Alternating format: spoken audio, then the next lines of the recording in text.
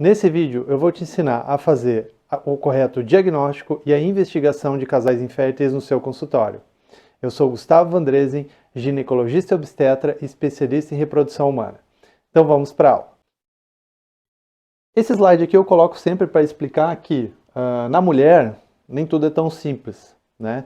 Então o estrogênio, né, os estrogênios eles não têm uma origem, estrogênios e androgênios não têm uma origem única só do ovário na mulher. Então, por exemplo, os androgênios podem vir da suprarrenal, né? O estrogênio pode vir de uma aromatização periférica, de tecido gorduroso. Enfim, a gente precisa entender tudo o que acontece no organismo da mulher para também poder tratar todos os distúrbios aí relacionados a distúrbios de ovulação, à infertilidade em si. Esse slide aqui, inclusive, eu mostro muito para paciente também. Tá? Aqui é para mostrar como que a idade afeta a fertilidade da mulher. Né? No meu ponto de vista, hoje, eu acho que a idade é um dos fatores determinantes aí do resultado, do que a gente vai ter de resultado em tratamentos de reprodução humana. Então veja, que a mulher, quando ela está dentro da barriga da mãe dela, lá com 20 semanas de gravidez, quando ela é um feto ainda, né, ela tem a maior quantidade de óvulos que vai ter para a vida toda. São de 6 a 7 milhões de óvulos. Isso, logo no nascimento, baixa para 1 a 2 milhões. Então olha que queda significativa logo ao nascer. E aí, vamos falar em fertilidade ótima, né, que é quando a mulher está aí no auge da fertilidade, ela vai ter entre 300 a 400 mil óvulos. Então significa que se ela tem 300 a 400 mil óvulos, ela tem 300 a 400 mil ovulações na vida?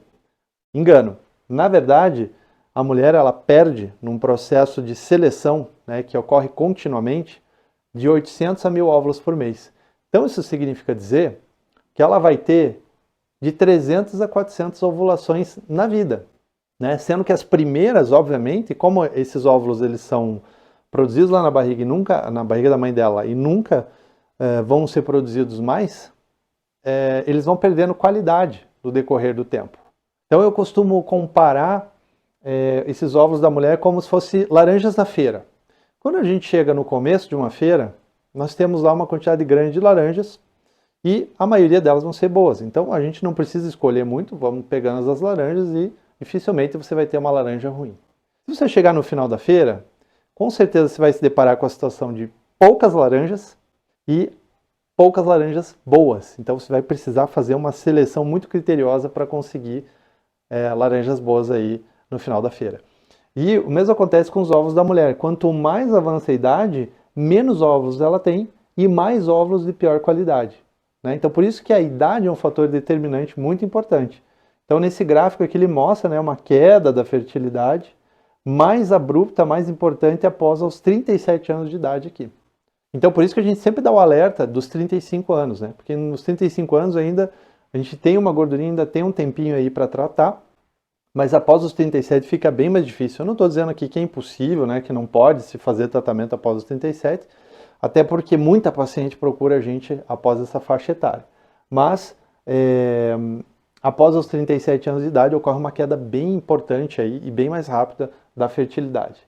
E esse gráfico ele mostra também uma coisa muito interessante, a taxa de aborto espontâneo, né? Que a partir dos 35 anos, se você observar aqui, ele começa a sofrer uma subida bem rápida e a taxa da fertilidade começa a descer. Né?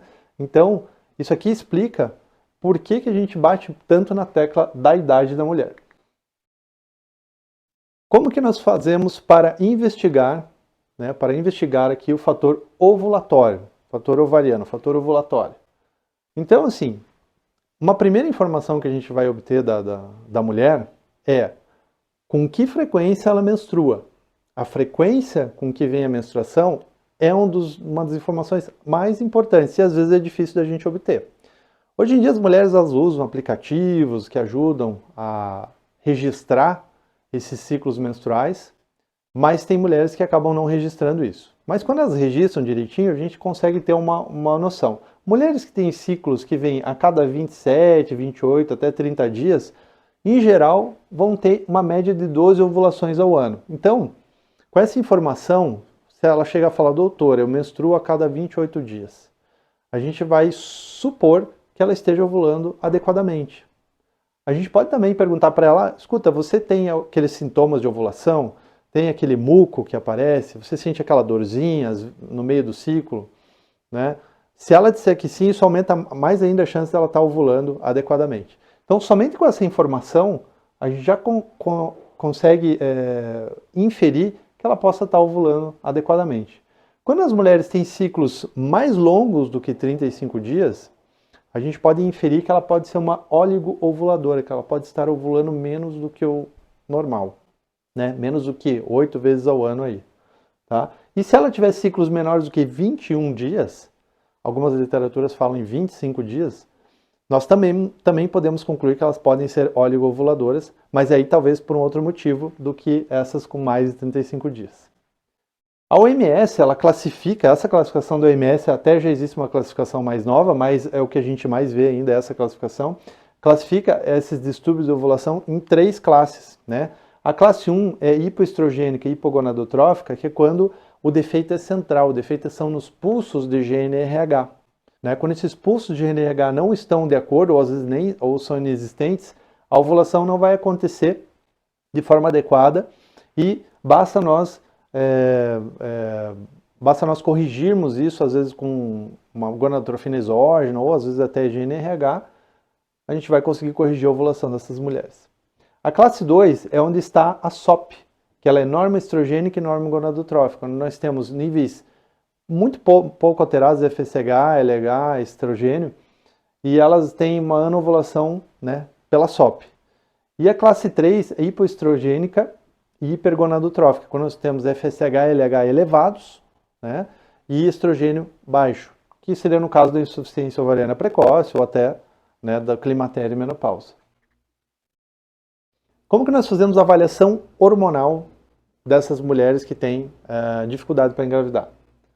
Vamos solicitar FSH, prolactina, TSH, T4 livre, antimileriano, contagem de folículos antrais. Também podemos solicitar o LH, né? O FSH e LH no caso da SOP. Se o LH tiver 2 vezes maior que o FSH, a gente também pode utilizar esse critério.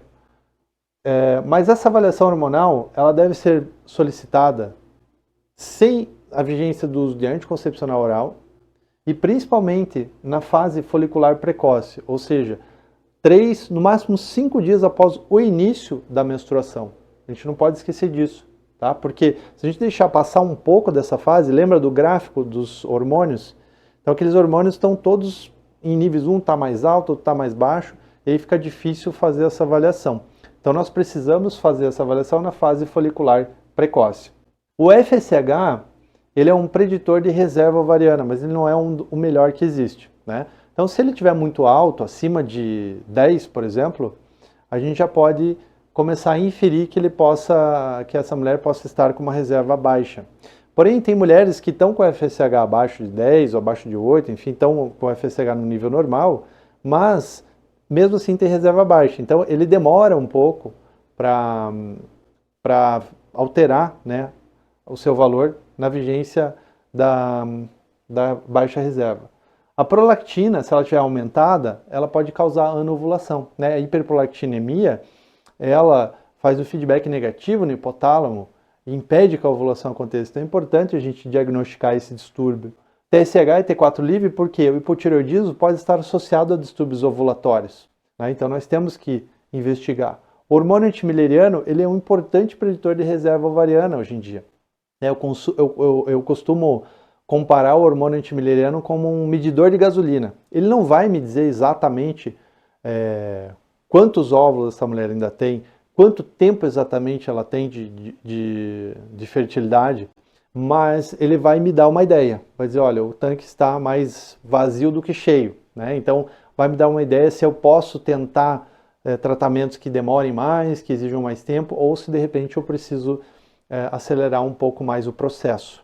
Tá? Então, o hormônio antimileriano, é importante saber também que ele não é um preditor direto de fertilidade. Uma mulher com baixo hormônio antimileriano não necessariamente é infértil, né? Ele é um preditor de reserva de óvulos.